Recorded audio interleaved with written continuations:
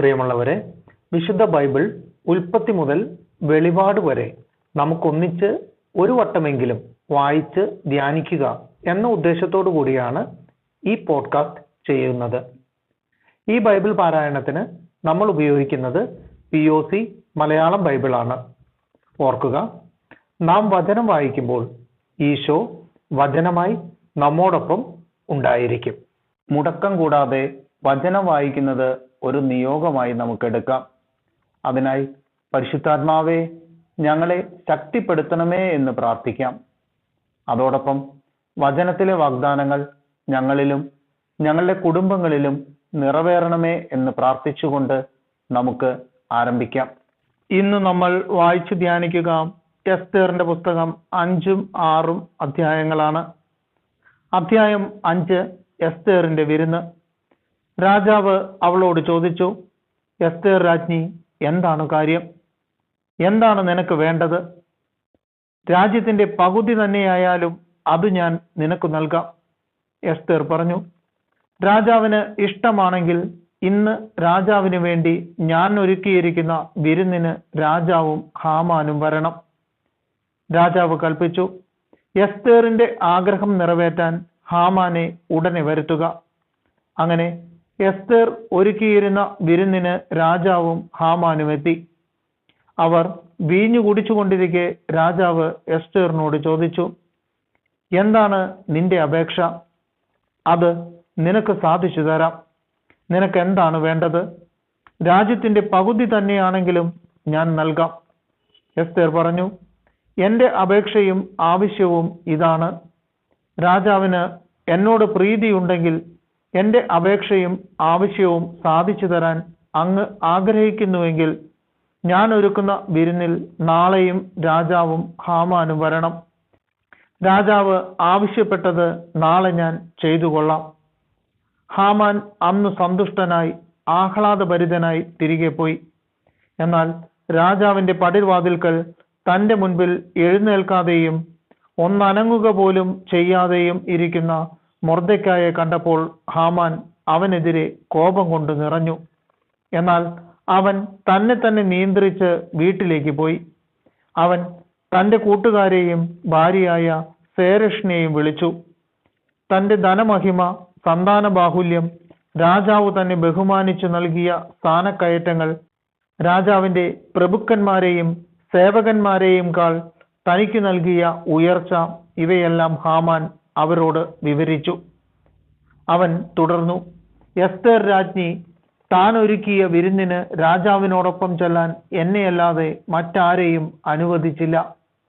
നാളെയും രാജാവിനോടൊപ്പം ചെല്ലാൻ അവൾ എന്നെ ക്ഷണിച്ചിരിക്കുകയാണ്. എങ്കിലും മൊർദെഖായി എന്ന യഹൂദൻ രാജാവിന്റെ പടിവാതിൽക്കൽ ഇരിക്കുന്നത് കാണുന്നിടത്തോളം കാലം ഇതൊന്നും എനിക്ക് തൃപ്തി നൽകുന്നില്ല.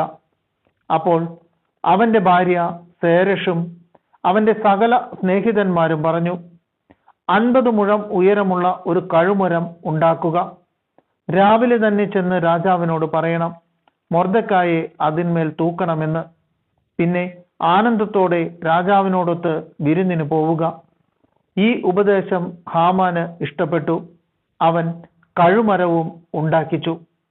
അധ്യായം 6, മൊർദെഖായ്ക്ക് സമ്മാനം. ആ രാത്രി രാജാവിന് ഉറങ്ങാൻ കഴിഞ്ഞില്ല. സ്മരണാർഹമായ സംഭവങ്ങൾ രേഖപ്പെടുത്തിയ ദിനവൃത്താന്ത ഗ്രന്ഥം കൊണ്ടുവരാൻ അവൻ കൽപ്പന കൊടുത്തു. അവ രാജാവ് വായിച്ചു കേട്ടു. പടിവാതിൽ കാവൽക്കാരും രാജാവിന്റെ ഷണ്ഡന്മാരുമായ ബിഗ്താനായും തേരഷും അഹസ്വേരോസ് രാജാവിനെ വധിക്കാൻ ശ്രമിച്ചതും അക്കാര്യം മൊർദെഖായി അറിയിച്ചതും അതിൽ എഴുതിയിരിക്കുന്നത് കണ്ടു.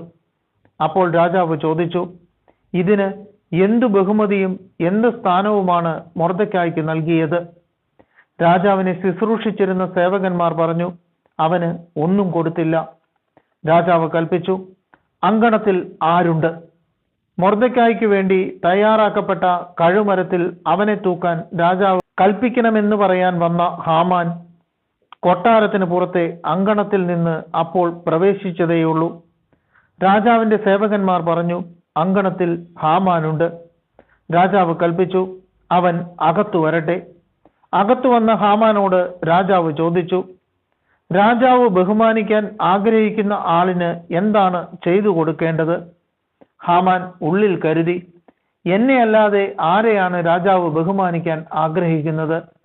ഹാമാൻ രാജാവിനോട് പറഞ്ഞു, രാജാവ് ബഹുമാനിക്കാൻ ഇഷ്ടപ്പെടുന്നവന് വേണ്ടി രാജാവ് ധരിച്ചിട്ടുള്ള രാജകീയ വസ്ത്രങ്ങളും കിരീടധാരിയായി രാജാവ് സഞ്ചരിച്ചിട്ടുള്ള കുതിരയെയും കൊണ്ടുവരട്ടെ. വസ്ത്രങ്ങൾ, കുതിര എന്നിവയെ രാജാവിന്റെ ഏറ്റവും ശ്രേഷ്ഠനായ ഒരു പ്രഭുവിനെ ഏൽപ്പിക്കട്ടെ. രാജാവ് ബഹുമാനിക്കാൻ ആഗ്രഹിക്കുന്നവനെ ആ വസ്ത്രഭൂഷണങ്ങൾ അണിയിച്ച് കുതിരപ്പുറത്തിരുത്തി താൻ ബഹുമാനിക്കാൻ ആഗ്രഹിക്കുന്നവനോട് രാജാവ് ഇങ്ങനെ പെരുമാറുന്നു എന്ന് വിളിച്ചു പറഞ്ഞുകൊണ്ട് അവൻ നഗരവീതിയിലൂടെ കൊണ്ടുപോകട്ടെ. അപ്പോൾ രാജാവ് ഹാമാനോട് കൽപ്പിച്ചു, വേഗം പോയി നീ പറഞ്ഞതുപോലെ വസ്ത്രങ്ങളും കുതിരയെയും കൊണ്ടുവന്ന് രാജാവിന്റെ പടിവാതിൽക്കൽ ഇരിക്കുന്ന മൊർദെഖായി എന്ന യഹൂദനെ ആദരിക്കുക. നീ പറഞ്ഞതിൽ ഒരു കുറവും വരുത്തരുത്. അങ്ങനെ ഹാമാൻ വസ്ത്രങ്ങളും കുതിരയെയും കൊണ്ടുവന്ന് മൊർദെഖായെ അണിയിച്ചൊരുക്കി രാജാവ് ബഹുമാനിക്കാൻ ആഗ്രഹിക്കുന്നവനോട് ഇങ്ങനെ പെരുമാറുന്നു എന്ന് ആർത്തു വിളിച്ച് അവനെ കുതിരപ്പുറത്തിരുത്തി നഗരവീതിയിലൂടെ കൊണ്ടു നടന്നു. അനന്തരം മൊർദെഖായി രാജാവിന്റെ പടിവാതിൽക്കലേക്ക് മടങ്ങി. ഹാമാനാകട്ടെ വിലപിച്ചുകൊണ്ടും മുഖം മൂടിക്കൊണ്ടും സ്വഭവനത്തിലേക്ക് ഓടിപ്പോയി. തനിക്ക് സംഭവിച്ചതെല്ലാം ഹാമാൻ തന്റെ ഭാര്യയായ സേരഷിനോടും കൂട്ടുകാരോടും പറഞ്ഞു. അപ്പോൾ അവന്റെ ഉപദേഷ്ടാക്കളും ഭാര്യ സേരഷും പറഞ്ഞു, നീ ആരുടെ മുൻപിൽ നിന്റെ പതനം ആരംഭിച്ചുവോ ആ മൊർദെഖായി യഹൂദ ജനതയിൽപ്പെട്ടവനാണെങ്കിൽ അവനെതിരെ പിടിച്ചു നിൽക്കാൻ നിനക്ക് ആവുകയില്ല.